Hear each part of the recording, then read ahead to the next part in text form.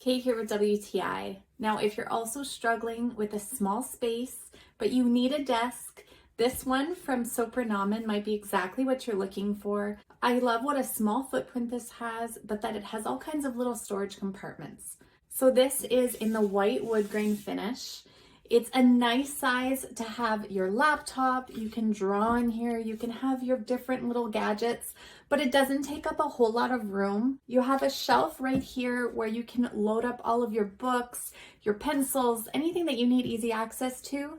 And then below that, near your feet, there is another shelf, which is ideal. So as you can see, my son likes to keep all of his gaming stuff, his remotes, things like that. But this is great for books or knickknacks or anything you need to keep nearby. It's nice and sturdy, so it doesn't move around when you're writing on it or using it. It's easy to wipe. And then I also really like this spot at the back here. So you could put your pencils or anything small in there, but it has little holes so that you can feed your cords through it. So that's especially useful just to keep a nice clean look on the desk. As you can see, it fits really nicely into this tiny little nook in my son's room. It even gives him extra room on the sides, which we didn't have before.